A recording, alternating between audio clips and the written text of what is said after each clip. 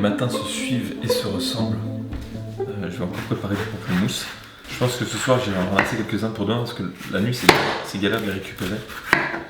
Surtout que la lumière avec la perche pour les faire tomber. Parce que ce qui est quand même assez intéressant avec ce fruit, c'est que c'est assez robuste dans le sens où il n'y a pas une période de maturité qui est très courte. Dans le sens il faut tous les manger tant. Non, ça s'étale sur plusieurs mois. Ils sont clairement bio. De ce qu'on met, après il y a peut-être pollution dans l'air et tout, mais il n'y a pas besoin de mettre d'insecticides ou quelque chose. Quand ils tombent, ils vont pas s'éclater, c'est pas comme les avocats ou les corosols. Franchement c'est assez pratique. Donc voilà, le pamplemousse est prêt. Normalement il y a pour ce matin et ce midi pour Pierre, donc on va dire qu'il y en a pour 4 personnes. Hein? Donc pour Pierre, à midi, ce sera un petit peu moins recherché, un peu moins bento que hier. Et là, le gratin d'hier soir, sachant qu'il m'avait dit qu'il voulait pas trop de chouchine. Je vous assure que c'est quand même meilleur que ça en a l'air.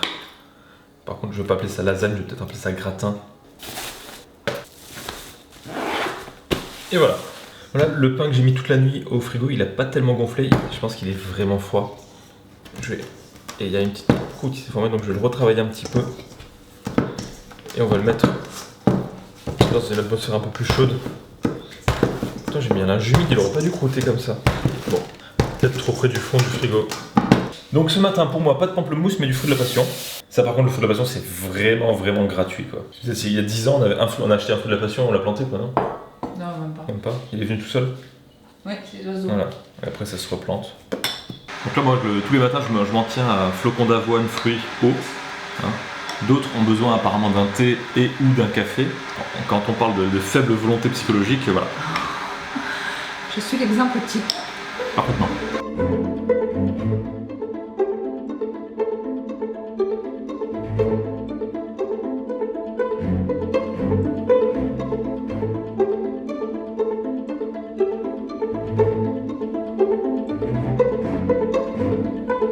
Donc pour les préparations culinaires d'aujourd'hui qu'on ne mangera pas aujourd'hui mais qu'on mangera demain, tout ça dans un but complètement capitaliste pour vous faire rester et regarder les vidéos d'après, quoique c'est pas forcément la meilleure recette, mais bon. Donc là, des pieds de porc, j'en ai peut-être pris un peu beaucoup mais bon, je les prépare, on les mangera peut-être la semaine prochaine aussi. Je crois que c'est la première fois que je vais en cuire. Donc de ce que j'ai lu, c'est qu'on va les faire à la vapeur, mais avant de les faire à la vapeur, je les fais dégorger dans de l'eau salée pendant 2 heures. Donc là je pense que ça sera la recette un peu clivante de la semaine, des bons demi-pieds de porc. C'est bien, c'est pas gras ça. Donc je vais couvrir d'eau, mettre du gros sel et on revient dans 2 heures. Donc voici la pâte qui a poussé dans le four ce matin. On entend bien que c'est creux. Je vais la dégazer et la préparer pour la mettre au four.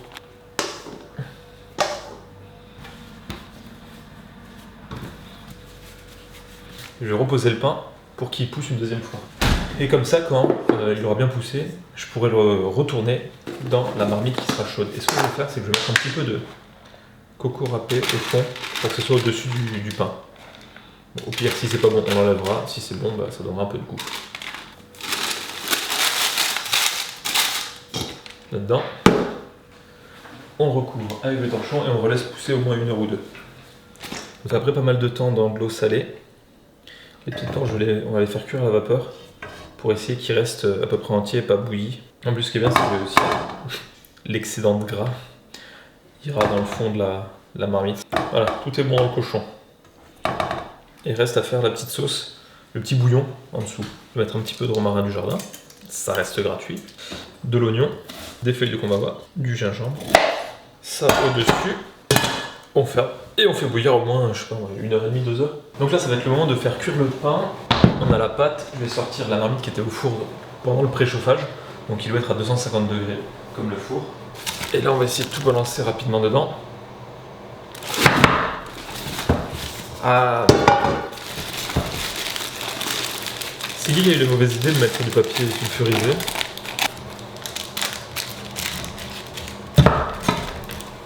Voilà, bon. Mais donc, qu'est-ce qu'on va avoir en entrée comme fruit? Eh ben, du pamplemousse, mais aussi des goyaves, du goyavier de Chine, que je suis allé récolter il n'y a pas si longtemps, voire ce matin. J'ai dû un peu me battre avec quelques oiseaux. Bon, je leur en ai laissé plein, mais je n'étais pas assez haute. Mais c'est quand même sympa de pouvoir comme ça récolter des fruits. Et c'est une des premières années où il en donne autant. Parce que les Chine, d'habitude on en mange une ou deux par personne et par an, quasiment. Et là, c'est la première fois qu'on peut en récolter et pas juste passer et en prendre une. Donc pour midi, pour aller avec le pain, en espérant que le pain soit prêt, je vais faire un petit genre de houmous avec des haricots rouges. Donc c'est pas un houmous puisqu'il n'y a pas de pois chiches, mais c'est l'idée. Pour avoir quelque chose d'un peu, pour avoir des protéines et faire un petit complément comme ça. En plus, s'il en reste, on le mangera après.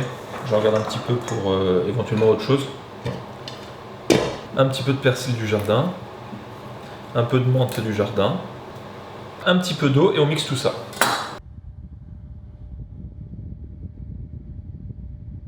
Ah, il est beau. J'aurais peut-être dû sur le moment, j'ai pas pensé je sais pas comment dire, score, je sais pas comment dire en français. Le tailler un petit peu. Donc là, vous laissez refroidir avant de le couper, sachant qu'on devrait manger dans un quart d'heure, donc il n'aura pas complètement refroidi, loin de là. Mais c'est pas grave. Hein. Moi, je trouve qu'on mange comme des rois. C'est pour moi, tout ça? Ouais, tu peux faire la croûte. Tu peux faire la croûte. Gentil. Là, je pense qu'on est loin du plat le plus sexy que j'ai pu faire ou que je vais pouvoir faire. Ceux-là, je vais faire avec une petite sauce. Les autres, je les garde de côté pour utiliser la viande dans d'autres recettes. Mais ceux-là, je vais les faire un petit peu avec une sauce vinaigrette, persil. Donc ici, un peu de moutarde, un peu de vinaigre. Je vais mettre de l'huile et on va mélanger tout ça pour faire une petite vinaigrette qu'on va mettre dessus avec ces herbes-là. Du gingembre que j'ai râpé. En gros, le but, c'est quand même d'enlever un petit peu ce goût un peu prononcé du porc. Ça donne plus envie, ça donne presque sacrément envie. Je filme, je mets ça au frigo pendant jusqu'à demain soir et ça devrait être pas trop mauvais. Bon, on est mardi, autant que je vous parle en même temps des égosphères. Ça a du goût. Les plantes font toujours de l'oxygène, donc je vais laisser là. Celui-là, je pense que ça va pas le faire. Il y a des bactéries qui se développent. Bon, on verra bien. Par contre, les deux autres, mais vraiment nickel là. Il y a tout plein de bulles d'oxygène qui sont là. Ici aussi, toutes les algues vertes au fond sont pleines de bulles d'air, enfin d'oxygène. Donc ça c'est bien engageant. Pour revenir sur le repas de midi, les lasagnes de la veille, elles tiennent beaucoup mieux le lendemain et même une fois qu'on les fait cuire, il faut mieux attendre un petit peu avant de les servir. Si on les sert chaudes, ça fait de la bouillie comme on a eu hier soir. Mais bon, c'était très bon, accompagné du pain délicieux et du houmous vite fait, enfin de la purée d'haricots rouges mixés. Je vous montre encore une fois ce que Pierre a mangé au boulot, donc sensiblement la même chose que nous sauf sans pain et sans houmous. J'espère que ça allait, on verra ce soir. Je passe beaucoup de temps en cuisine, mais on a quand même d'autres choses à faire, notamment là cet après-midi on va peut-être retravailler un peu l'électricité, faire un peu de sport, voir un peu dans le jardin si je peux pas planter ou revoir des trucs. Voilà, profiter d'être en vacances pour faire tout ce que je peux pas faire en temps normal à Lyon.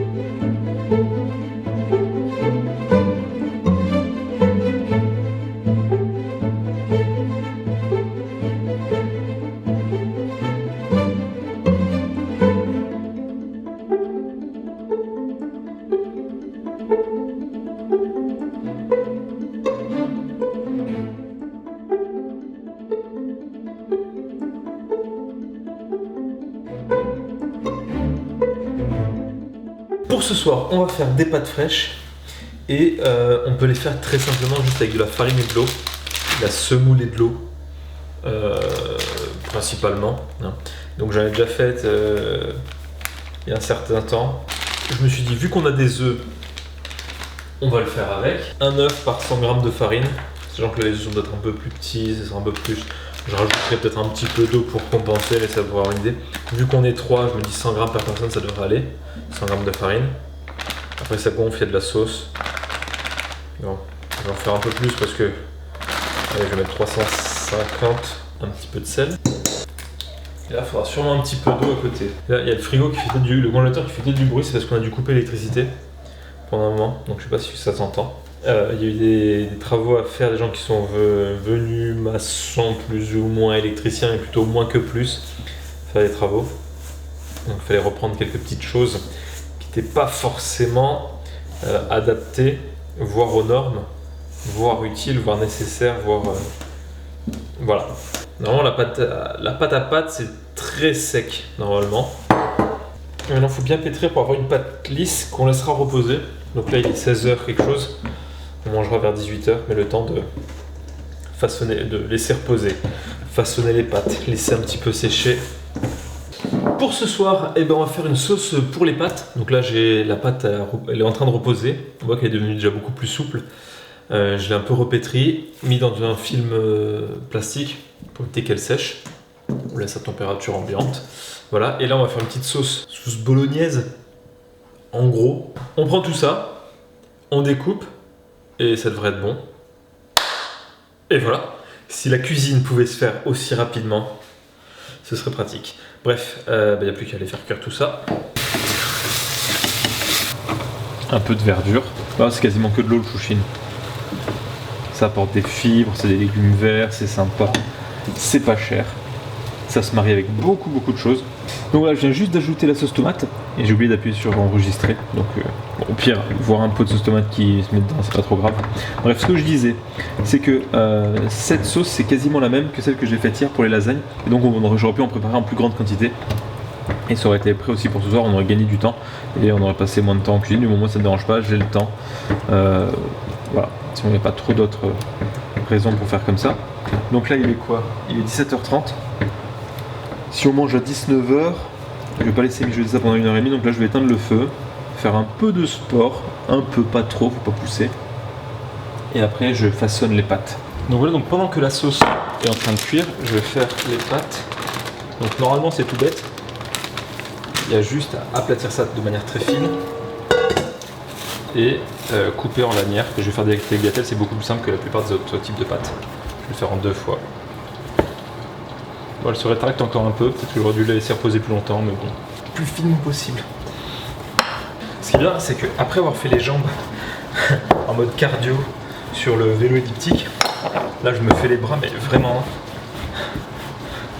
Parce que là, il faut que ça soit fin. Je veux voir jusqu'où je peux aller avec la farine et les œufs. Et sans machine. Parce que je pense pas que les grand-mères italiennes, elles ont forcément la machine facile qui va bien où elles avaient. Je pense qu'elle a une bonne épaisseur. Donc ce que je vais faire, je mets un peu de farine et je roule. Ce sera beaucoup plus simple à couper. Voilà la première pâte. Ça marche. Oui, ça marche. Oui. Oui. Ah, on s'éclate comme on peut, hein. Oui. Bon, ça c'était drôle les 10 premières fois. Allez, je finis ça. C'est le chat qui joue avec une feuille derrière. Je vous montrerai bien, mais j'ai les mains pleines de farine. Voilà, je continue à faire les pâtes, hein. Éclatez-vous avec elle.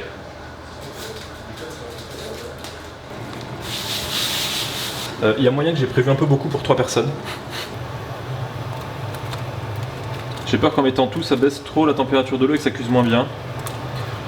Mais bon, encore une fois, je suis pas une grand-mère italienne.